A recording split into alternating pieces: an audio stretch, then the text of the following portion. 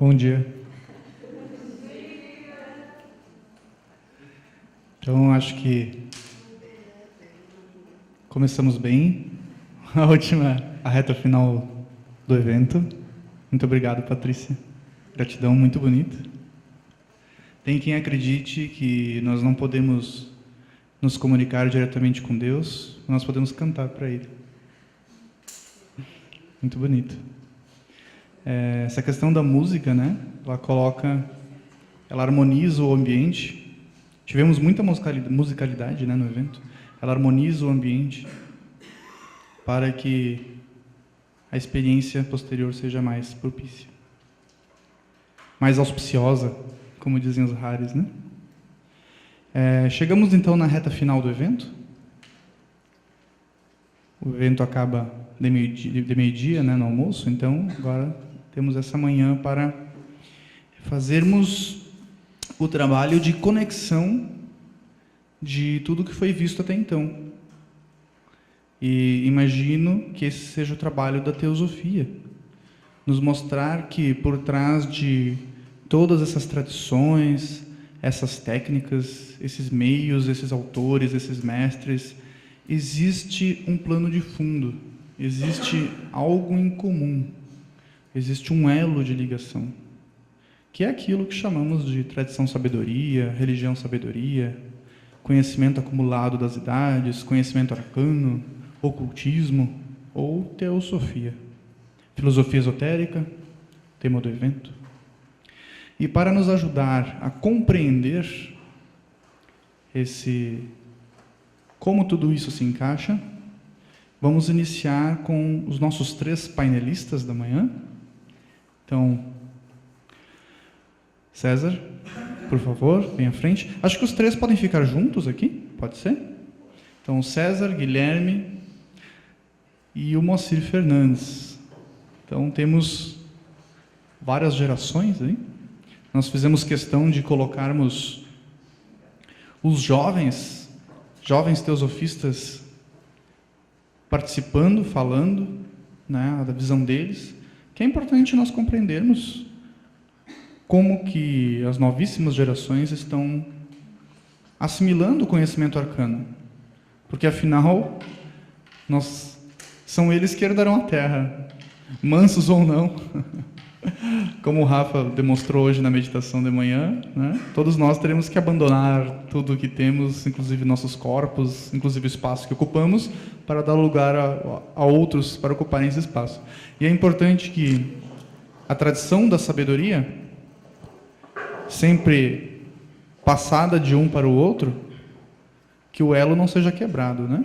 Então, vamos ouvir a juventude.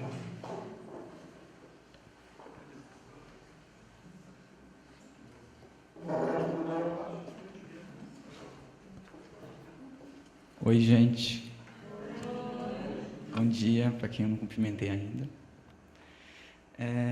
Como bem o Charles já adiantou, o tema desse painel é o elo e a raiz das tradições como a teosofia. A minha vida inteira, eu sempre fui uma pessoa muito voraz, um leitor voraz. E eu sempre tive um interesse pelo conhecimento seja das religiões, seja das tradições, seja da mitologia, e durante muito tempo eu acumulei isso de uma forma puramente intelectual. Eu achava legal decorar histórias, e mesmo que muitas vezes eu acabasse inventando uma ou outra coisa para dar uma melhorada. E hoje em dia, eu vejo a teosofia exatamente como um próximo passo que eu teria que dar em algum momento. Porque quando a gente não tem uma reflexão maior, a gente pensa, como foi muito bem explanado nesse dia e meio, nesses 2 dias que nós tivemos aqui, que o mito, por si, você pode entender como uma balela, como uma historinha fantasiosa, ou como coisas que vêm do seu âmago mais profundo e emergem a partir da linguagem por um mito. E é interessante como, por muito tempo, eu via assim, conexões entre vários mitos.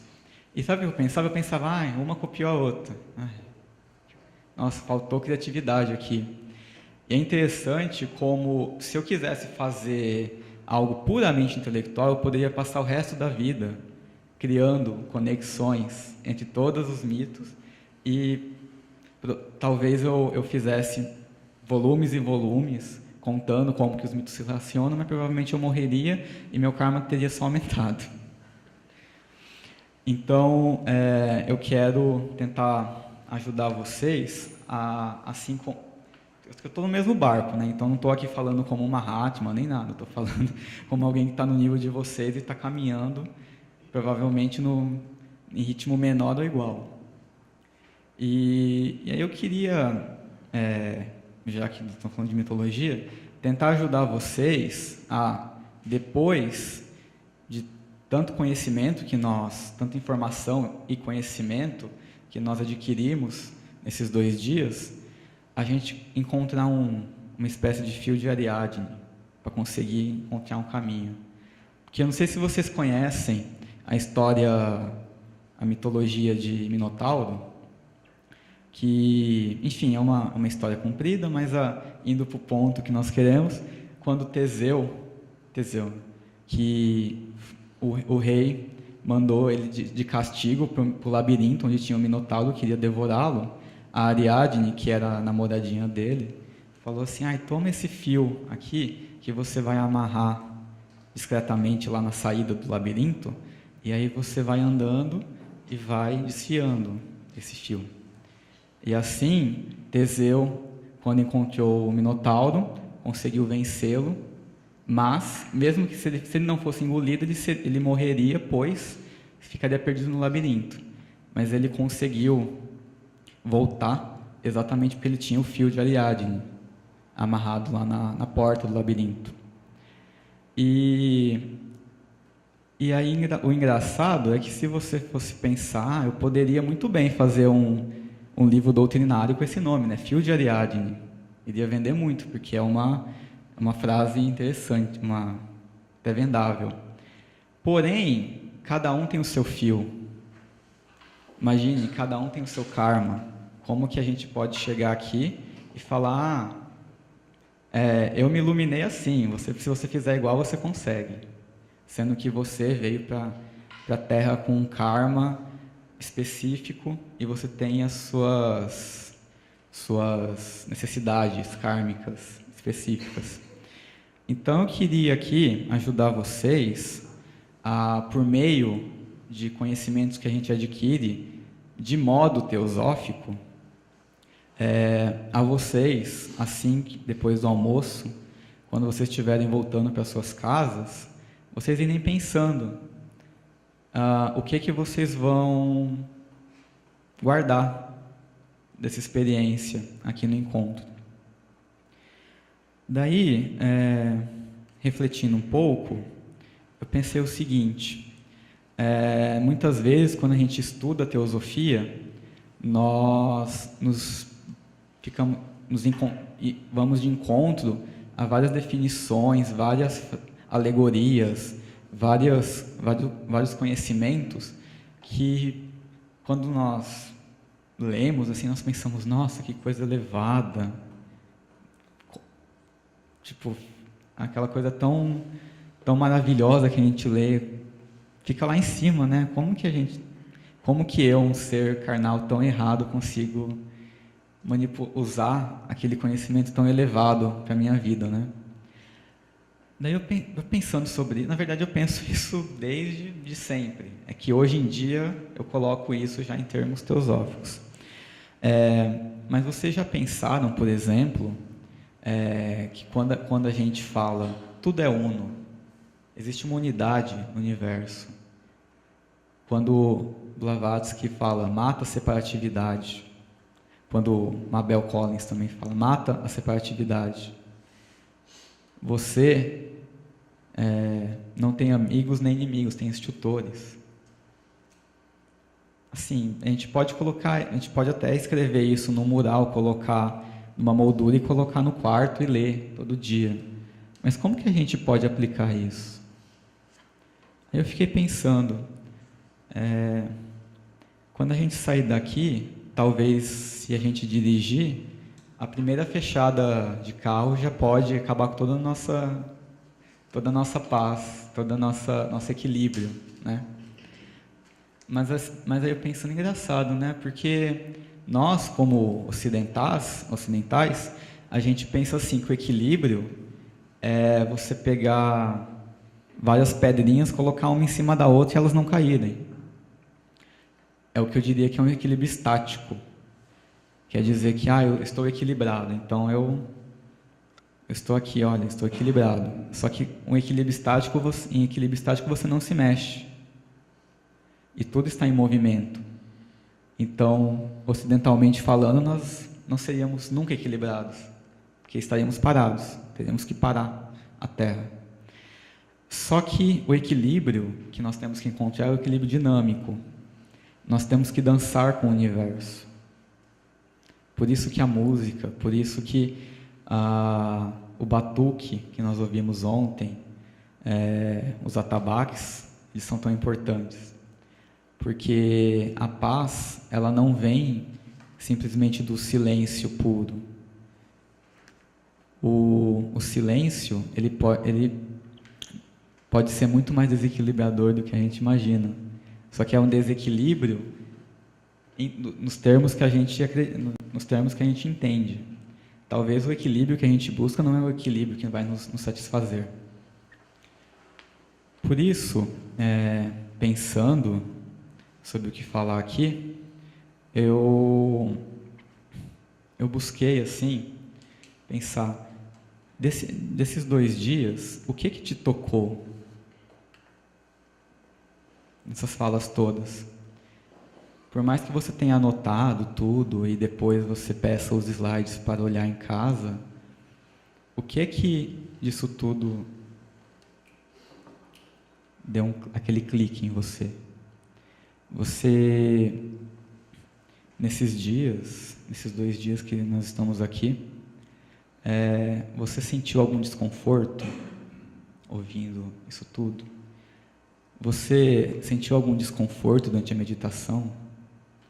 Alguma coisa lá do fundo veio assim e deu aquela coceirinha por dentro? Em vários momentos a gente pode ler textos teosóficos e no primeiro momento não entender. Mas a gente tem que lembrar que a Blavatsky, até no seu Ocultismo Prático, nesse pequeno grande livro aqui, ela fala várias coisas que num primeiro momento você lê e você fica muito desconcertado. Porque em um momento ela fala, não leia demais. Leia 10 minutos e pense outros 10 horas. E a gente, quantas vezes a gente não acumulou tanta informação de segunda mão sobre como nós deveríamos agir para sermos pessoas melhores? E, primeiro, nós não praticamos, e segundo, não nos sentimos tocados por aquilo. E aí eu fiquei pensando, será que existe um caminho igual para todo mundo? Talvez.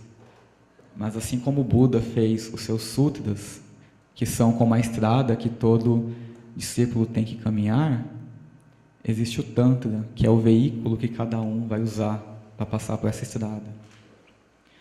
E pensando sobre isso, eu fiquei pensando, será que nós já tomamos consciência do que nós necessitamos? A teosofia, por mais que ela tenha um livro chamado Doutrina Secreta, Isis Sem Véu, que desvela, tira o véu de muitas coisas, expõe muitas coisas de forma esotérica, bom deixar claro, nós sempre vamos ter o trabalho interno de colocar isso em termos da nossa vida. Então, ontem, naquele momento de silêncio contemplativo, vocês, por algum momento, fizeram um exercício teosófico de, em silêncio, perguntar para você, no fundo do seu ser, o que é que você quer, o que é que você precisa? Você já pensou que você pode viver no mundo, dentro do dito mundo real, do mundo que nós vivemos? Só que você viver no mundo não significa você ser mais um doutrinado do sistema. Só que quando a gente fala sistema, é sempre uma coisa fantasmagórica, né? Tipo, o que será esse sistema?